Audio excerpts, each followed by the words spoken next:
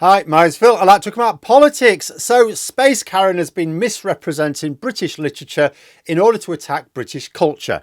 In a tweet from the end of last month, which I only came across via a really good article from Sky News, he completely misrepresented Hobbits in order to push his racist messaging. Okay, so I know the sensible thing to do here is to simply focus on the message he's trying to peddle and explain how it's not only wrong, but dangerous. But the way I think of it is this. There are already plenty of commentators out there who are countering Space Karen's hateful little lies. Who else is going to stand up for our cultural icons? He is basing already spurious messaging on a complete misrepresentation of Hobbits. And there's no way an autistic Tolkien fan is going to let that fly. So we're going to do something I could only dream about when I first started this channel.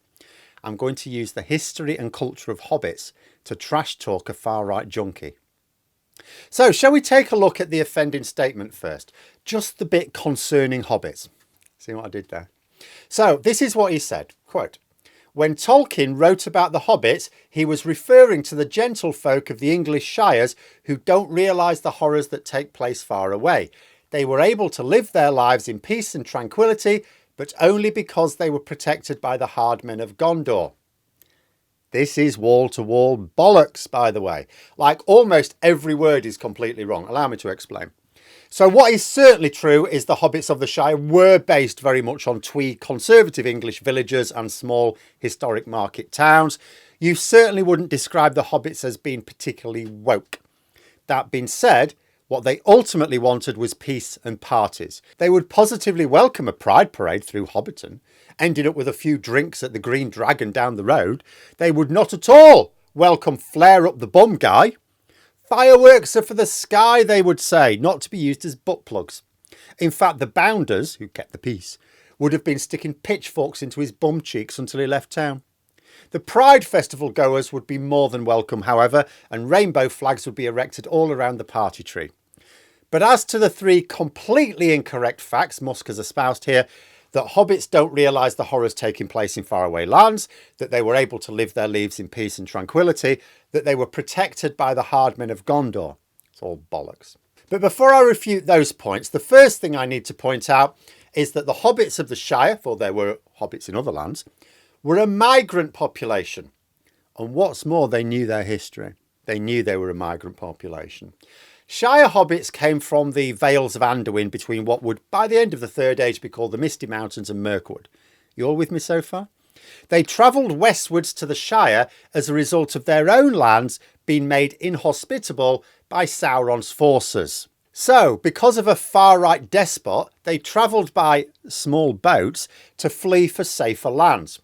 Now, this took place over a long span of time, but the too long didn't read version, which Space Karen obviously didn't read, is that they came across the water to claim asylum in the part of Eriador known as Breland and were granted it. Hobbits are literally boat migrants. The only reason the Hobbits of the Shire are even a thing is because the men of Breland, if they had characters like Tommy Robinson or Elon Musk amongst them, didn't pay attention to them. Their Breland counterparts are probably just the village idiots. In reality, the Hobbits were welcomed by King Argilev II and granted asylum. So that's the potted history. Now onto the specific bullshit in Musk's tweet. First, he claims that they don't know what horrors are taking place beyond their lands. Now, that's not really true. Hobbits certainly like to keep themselves to themselves to an extent, but they absolutely love hearing what's going on beyond their borders. They don't want to actually travel beyond their borders, and they think anyone who does is weird. But they do want to learn about the wider world.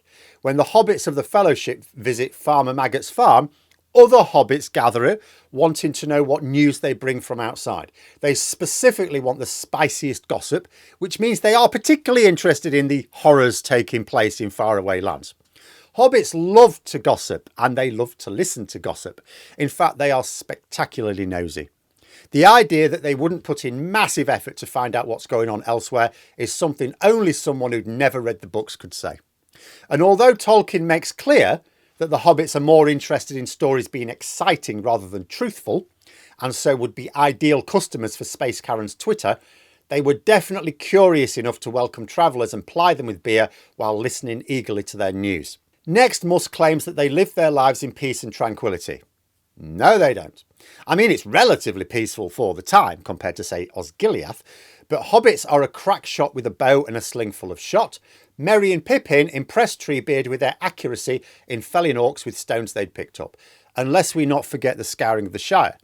When Saruman led evil-hearted men, who were the real Tommy Robinson types, to bully and subjugate the Shire, and I bet they pissed in the doors as well, the hobbits rose up, led by the Fellowship hobbits returning, and organised themselves into an army to retake their land. They did this with bows and arrows, as well as melee weapons, which they'd been trained to use. The hobbits killed 70% of Saruman's forces before they let the rest flee. They had skills with weapons. People living in peace and tranquility do not train their general population in martial skills like this. The reason the hobbits of the Shire have these skills is because, although they hadn't been used to outright war for a long time, they knew the threats to their borders were ever present. Finally, about being protected by the hardmen of Gondor. No. The people of Breland, including the men as well as the hobbits, did have secret protectors protecting their borders, and it is true that most didn't even realise it, but it was the Rangers of the North, led by Aragorn, who did so, the Dunedain. They were the ones who attacked orc patrols when they came close. They kept an eye on evil men as well, who wanted to sow mischief. In fact, the reason Saruman was even able to attack the Shire so easily before the Battle of Bywater saw him defeated was because the Rangers formed the Grey Company and went to support Aragorn in his attack on Mordor, so they weren't around Breland then. Perhaps the problem Space Karen has is he's only seen the films and not read the books, so he's oblivious to details like this. So when he talks about when Tolkien did this, what he really means is when Peter Jackson did this. Oh, and as for the Rangers, the ones who actually kept Brelanders safe without any thanks given, they were certainly not Tommy Robinson or Nigel Farage types. They didn't go around shaking people down for money or encouraging people to fight against their neighbours. As for the character of hobbits, they were certainly not racist, a bit insular. Elves were called fair folk. Hobbits loved to see them when they could. They lived side by side with humans, called the big folk, got on very well with them.